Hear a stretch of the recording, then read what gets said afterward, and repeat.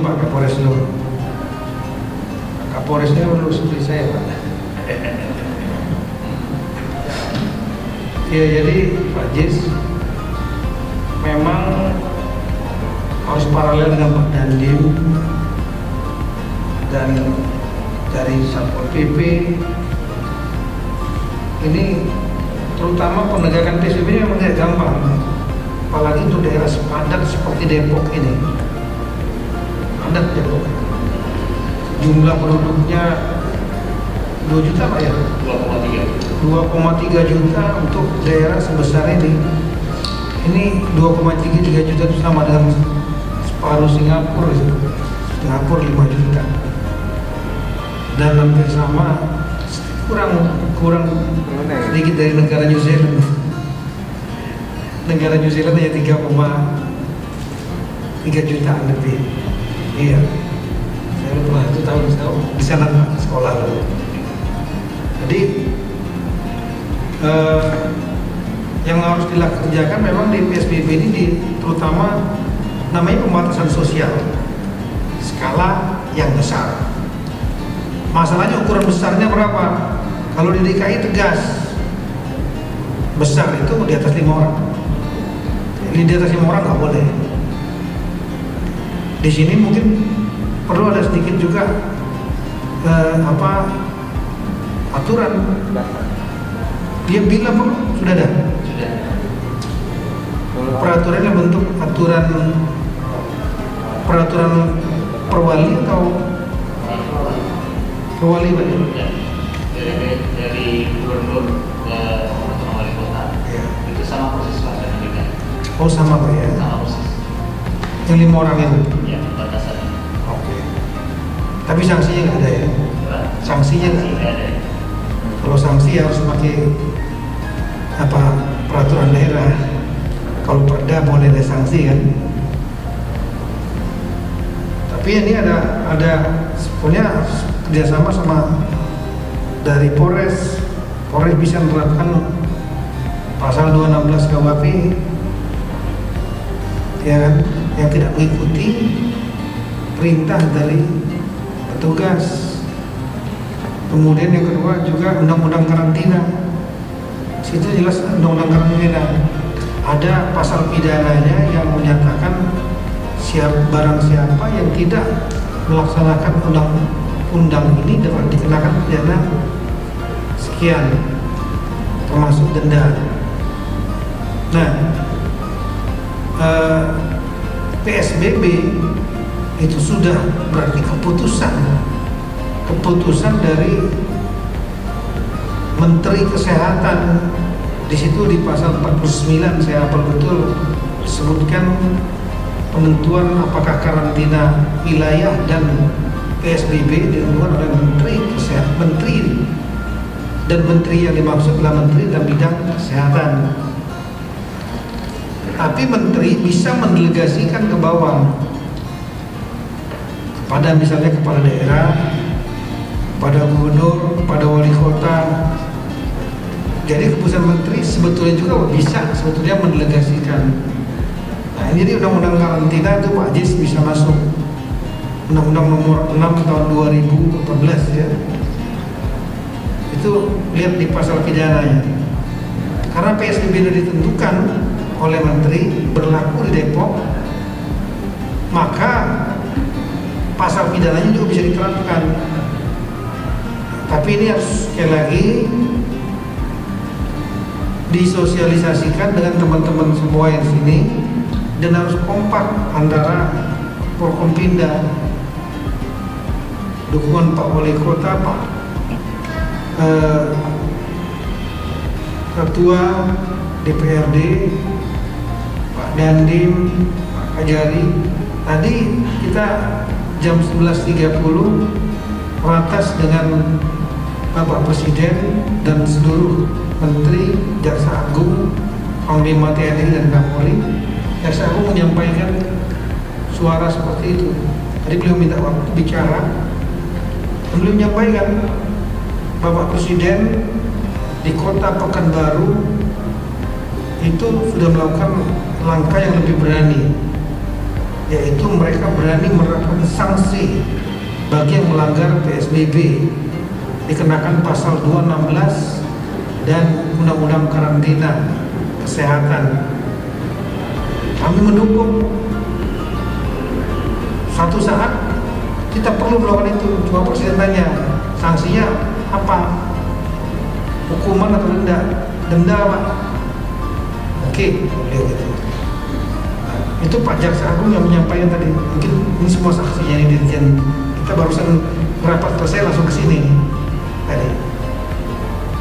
Jadi Pak Jaksa Agung menyampaikan seperti itu. Yang perlu disanksi, tapi ya kita juga jangan konyol ya. Kita kan semua sangat, situasi lapangannya diskresinya itu pada masing-masing anggota. Kalau melihat kira-kira ini bisa ditertibkan ya sudah. Yang keras kepala melawan segala macam, apalagi sampai mohon maaf anggota diviralkan, wibawa pemerintah bisa jatuh, panggil dia. Video boleh ditangkap di tempat itu sulit, mungkin lagi rame masanya, tapi kalau dipanggil perorangan, mikir psikologi kelompok itu akan pecah ketika dia sendirian. Kembali kepada psikologi individu. Nah itu. Jadi ini di ruang kerumunan sosial ini memang harus dibatasi, karena kuncinya memang di situ. Keberhasilan Jakarta bisa melandaikan adalah karena itu, dan itu didukung betul oleh jajaran Kodam, Pangdam, jajaran Polda, kemudian termasuk dari Mabes Polri, Mabes TNI, Satpol PP, semua bergerak. Dan sosialisasi dari yang masif, kita melihat tidak ada banyak penindakan yang yang keras seperti di India. Nggak ada kan? Nggak ada. Tapi memang rekan-rekan yang datang ke daerah DKI kita lihat sepi. Kenapa? Semua bergerak. Dari Pemda bergerak, dari Polri bergerak, dari TNI bergerak, dari gugus bergerak. Kemudian sosialisasi yang masif, baik sosialisasi viral-viralin orang yang kena korban, bagaimana susahnya bernapas dan lainnya. Kemudian ada yang memviralkan pemakamannya. Nah ini sosialisasi masif dan semua lini bergerak, baik tadi saya sampaikan, baik melalui sosial media, media konvensional, TV dan lain-lain. Sosial medianya mulai dari WA, YouTube, Twitter, Instagram. Ini harus ada tim media sistematis untuk sama lah seperti kita kampanye lah gitu. Itu kan ada tim medianya. Tim media harus masif dan kemudian struktur bergerak. Jadi struktur Pemda bergerak, Pak Camat semua bergerak, Lurah bergerak, Kepala Desa bergerak, RW bergerak, RT bergerak, itu masif itu. Cuma masalahnya mungkin itu belum maksimal, sehingga akhirnya gerakannya nggak bisa masif betul. Kalau sudah gerakannya masif, jajaran Polri bergerak, jajarannya Pak Dandim bergerak, jajarannya Pak Kajari bergerak, karena ada intelnya. Itu semua bergerak, terus ormas-ormas pentingnya yang berpengaruh di Depok dikumpulkan dan mereka diberi pemahaman ya, yang logis, yang masuk akal mereka, yang dapat diterima oleh mereka. Setelah itu baru masuk bergerak semua, apalagi tokoh-tokoh agama juga bisa dikumpulkan, termasuk tokoh agama yang keras juga nggak apa-apa. Saya paham deh, Bu. Sering juga datang ke tempat pesantren tadi yang disebut oleh beliau. Terus saya Kapolda Metro, saya samperin yang keras-keras juga di sana, di gang-gang itu. Datang ketemu anjang sana sambil ngobrol sama mereka, menjelaskan itu mereka bisa terima juga. Kalau masalahnya kadang-kadang mereka tuh nggak tahu persis 2, berapa juta Pak? 3 juta Pak ya penduduk kita. 2,3 juta penduduk ini 1% aja nggak ngikutin dia buat kerumunan, 1% aja. Berarti berapa itu? 230.000 ya. 1% aja 230.000 ngumpul, 99% itu gak ada manfaatnya, karena nanti tertularnya setelah itu jadi penular lagi.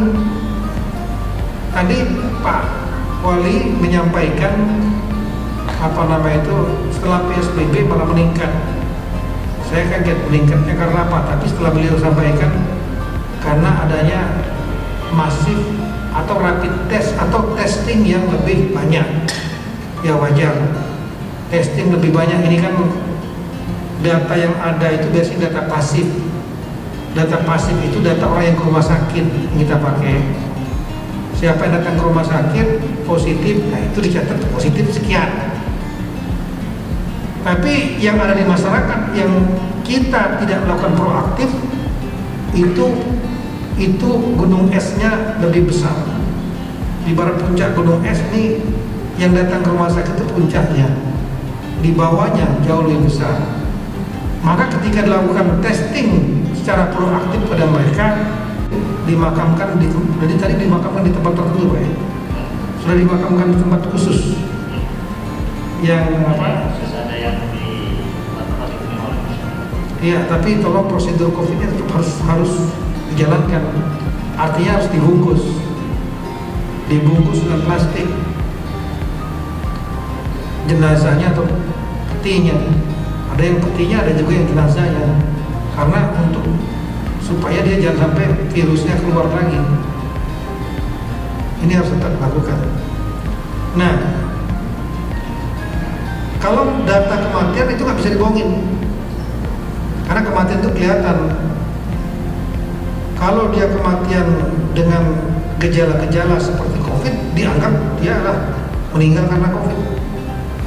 Itu kemarin dari WHO menyampaikan begitu. Jadi kalau datanya yang meningkat, data kematian karena COVID meningkat, nah itu mengkhawatirkan. Tapi kalau data yang positif meningkat dikarenakan testingnya yang diintensifkan, baik, bahkan bagus, karena kita bisa menemukan siapa yang positif dan segera mengisolasi dia. Isolasi dia 14 hari.